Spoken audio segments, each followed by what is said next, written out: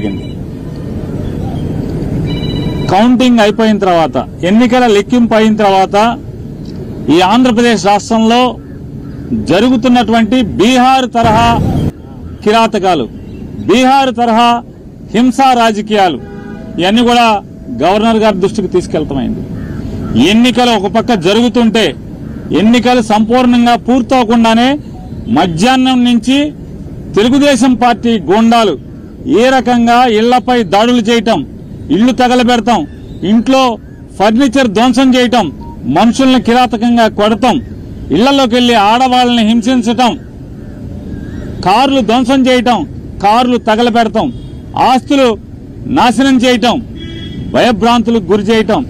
అంటే తెలుగుదేశం పార్టీ అధికారంలోకి వస్తే ఎర్ర పుస్తకంలో, అంటే ఎర్ర పుస్తకంలో ఏం రాసుకున్నారా అంటే మేము హింస కోసమే, ఈ కక్ష తీర్చుకోవడం కోసమే, మాకు వ్యతిరేకంగా వైఎస్ఆర్ కాంగ్రెస్ పార్టీ ఎవరు జెండా పట్టుకుంటే వాళ్ళనల్లా కిరాతకంగా హింసిస్తాం, వాళ్ళ ఆస్తులు ధ్వంసం చేస్తామనేటువంటి దానికోసమే అధికారంలోకి వచ్చినట్టుగా ఇవాళ వాళ్ళు ప్రవర్తిస్తున్నారు. ఇవన్నీ గవర్నర్ గారికి చెప్పినప్పుడు ఆయన ఆశ్చర్యపోయారు. ఏంటి ఇంత కిరాతకంగా జరుగుతుంటే పోలీసు పట్టించుకోవట్లేదా అని చెప్పినారు. వాస్తవం సార్, ఇది ఒక్క ఎఫ్ఐఆర్ కూడా నమోదు కావట్లేదు. వెళ్ళి పోలీస్ కంప్లైంట్ ఇచ్చినా, ఫోటోలతో వీడియోలతో ఇచ్చినా కూడా ఆ వీడియోలన్నీ కూడా గవర్నర్ గారికి ఇవ్వడం జరిగింది. ఇంకా ఎక్కడెక్కడైతే జరుగుతున్నాయో అన్నీ చెప్పడం జరిగింది. ఆఖరికి ఈరోజు మీతో మాట్లాడటానికి వచ్చే ముందు కూడా నూజివీడులో ఒక కౌన్సిలర్ని నడి బజార్లో పట్టపగలు స్టాబింగ్ చేయడం జరిగింది. కత్తులతో వెంట పడి పొడవటం జరిగింది. పోలీసు సాక్ష్యంగా, పోలీసులు ఆ పక్కన ఉన్నా కూడా పోలీసుల ముందే స్టాబింగ్ చేసిన, కత్తులతో పొడిచినా కూడా పోలీసులు ఆపిన పరిస్థితి లేదు. కనీసం కేసు పెట్టినటువంటి ఇంతవరకు కూడా దాఖలాలు కాలేదంటే గవర్నర్ గారు ఆశ్చర్యపోయి ఖచ్చితంగా నేను డీజీపీని పిలిపిస్తాను, ఇవన్నీ కూడా గట్టిగా విచారణ చేస్తాను మీరు అంటే మేము ఆయనకి వీడియోలతో సహా ఇవ్వడం జరిగింది, ఫోటోలతో సహా ఇవ్వడం జరిగింది. అవన్నీ కూడా ఆశ్చర్యపోయి అన్ని కూడా మేము ఫోన్లో కూడా కొన్ని చూపించాం, వీడియోలు ఎలా ఉన్నాయో.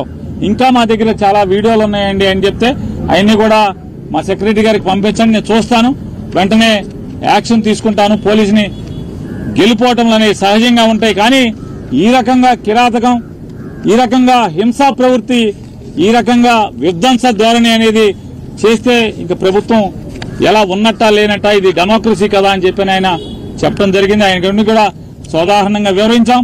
ఇంకా ఎక్కడెక్కడ సంఘటనలు జరుగుతున్నాయో, ఎక్కడెక్కడ అన్ని వీడియోల్ని, ఫోటోల్ని అన్ని ప్రతిదీ కూడా ఆయనకి పంపిస్తామని చెప్పాం. ఖచ్చితంగా పంపించండి, నేను యాక్షన్ తీసుకుంటాను, కంట్రోల్ చేస్తానని చెప్పని చెప్పారు. అలాగే ఆంధ్ర రాష్ట్ర ప్రజలకు కూడా తెలియజేస్తున్నాం, గవర్నర్ గారికి ఏది చెప్పామో మీకు కూడా అదే చేస్తున్నాం. ఇవాళ అంటే 4వ తారీఖు మధ్యాహ్నం నుంచి ఏ రకంగా తెలుగుదేశం పార్టీ హింస ప్రవృత్తితో చెలరేగిపోతుందో, హింసను ఏ రకంగా ఈ ఆంధ్ర రాష్ట్రం మీద ప్రజ్వలింపజేస్తున్నారో, అంటే వాళ్ళు గెలిచింది ఈ రకంగా ధ్వంసకాండ కోసమా, ఈ రకంగా హింసాకాండ కోసమా ఇవాళ ప్రజలు ఓటేసిందా చంద్రబాబు నాయుడు గారికి, కూటమికి అని చెప్పని మేము మీ ద్వారా, ప్రజల ద్వారా ఇవాళ తెలుగుదేశం పార్టీని, కూటమి నాయకుల్ని హెచ్చరిస్తున్నాం. ఈ రకంగా మీరు ప్రోత్సహిస్తే ఈ సంస్కృతిని, బీహార్ సంస్కృతిని ఆంధ్ర రాష్ట్రంలో గనక మీరు బీజం నాటితే ఎల్లకాలం మీరేం ఉండరు కదా. అంటే ఈ రాష్ట్రానికి కొత్తగా ఏం సంస్కృతి తీసుకొస్తున్నారు మీరు అంటే అందుకోసమే జగన్మోహన్ రెడ్డి గారు కూడా ఈ ఎక్కడెక్కడైతే రాష్ట్ర వ్యాప్తంగా 26 జిల్లాల్లో హింస ప్రజ్వలిస్తుందో, ఈ భీకరంగా ఈ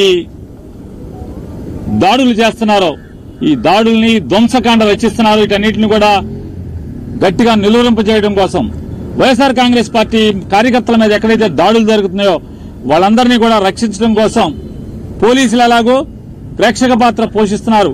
పైన చంద్రబాబు నాయుడు, కూటమి నాయకుల యొక్క ఒత్తిడి మేరకు పోలీసులు ఏ రకంగా నిర్వీర్యంగా చూస్తూ ఊరుకుంటున్నారో, తోలుబొమ్మల్లాగా చూస్తూ ఊరుకున్నారో, వీటన్నిటిని కూడా మేము కూడా మా కార్యకర్తలను కాపాడుకోవడం కోసం 26 జిల్లాల్లో మాజీ మంత్రులతో, ఎమ్మెల్యేలతో, ఎమ్మెల్సీలతో వీళ్ళందరితో కూడా 26 జిల్లాల్లో కమిటీలు ఏర్పాటు చేయడం జరుగుతుంది. ఈ కమిటీలందరూ కూడా ఎక్కడెక్కడ తెలుగుదేశం ఈ కూటమి నాయకులందరూ కూడా ధ్వంసరచన చేసి ధ్వంసం చేస్తున్నారో, హింసాకాండ చేస్తున్నారో అక్కడ వైఎస్ఆర్ కాంగ్రెస్ పార్టీని వెళ్ళటం, వాళ్ళని పరామర్శించడం, అక్కడ వీడియోలు ఫోటోలు మొత్తం తీసుకుని అక్కడ ఉన్న ఎస్పీని కలవటం, మీడియా ద్వారా ప్రపంచానికి తెలుగుదేశం పార్టీ కూటమి నాయకులందరూ కూడా ఎంత ధ్వంసం చేస్తున్నారో, హింస చేస్తున్నారో, మారణకాండ చేస్తున్నారో అదంతా కూడా ప్రపంచానికి చెప్పే కార్యక్రమాన్ని, మా కార్యకర్తల్ని కాపాడుకునేదానికి, మా కార్యకర్తలకు అండగా ఉండేదానికి ఈరోజు జగన్మోహన్ రెడ్డి గారు కమిటీలు వేశారు. ఆ కమిటీలన్నీ కూడా రేపటి నుంచి ఆ కార్యక్రమాల్లో ఎక్కడెక్కడైతే దాడులు జరిగినాయో, దాడులు జరిగిన వెంటనే సమాచారాన్ని అందుకు వెళ్తాం గానీ, అలాగే లీగల్ టీంలన్నీ కూడా రాష్ట్ర వ్యాప్తంగా ఉన్న 26 నియోజకవర్గాల్లోని వైఎస్ఆర్ కాంగ్రెస్ పార్టీ లీగల్ టీంలన్నీ కూడా యాక్టివేట్ చేయడం జరిగింది.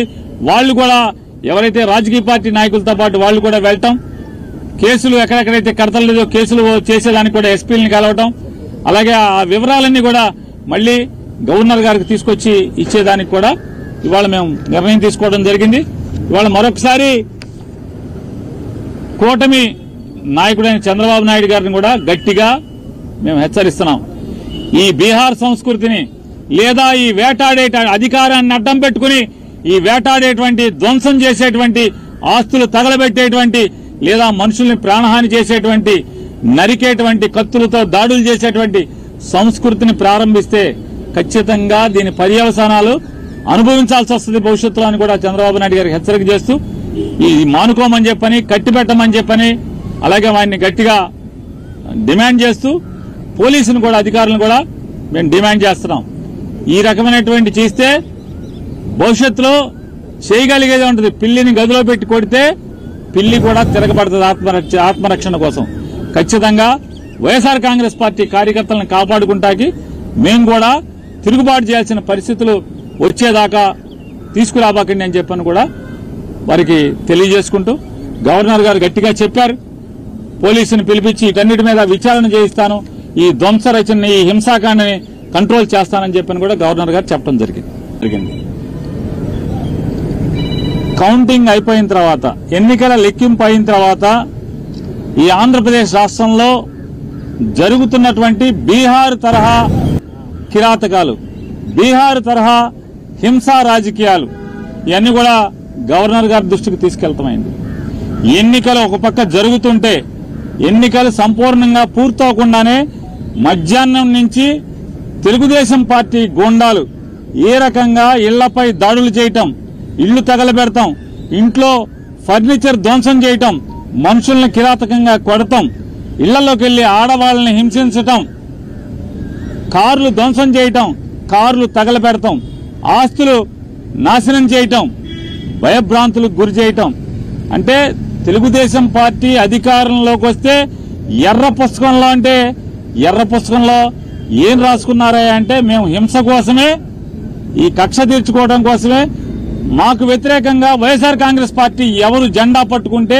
ఇప్పుడు ఆపరేషన్ లేకుండానే మోకాళ్లకు ప్లాస్మా ట్రీట్మెంట్, మీ ఆర్థోపెటిక్ సమస్యలన్నిటికీ రోబోటిక్ టెక్నాలజీ ద్వారా తక్కువ ఖర్చుతో శాశ్వత పరిష్కారం, ఫ్రీ కన్సల్టేషన్, ప్రతి ట్రీట్మెంట్ పై 20% డిస్కౌంట్. ఈ ఆఫర్ కొద్ది రోజులు మాత్రమే, త్వరపడండి. V9 hospitals 9281465842.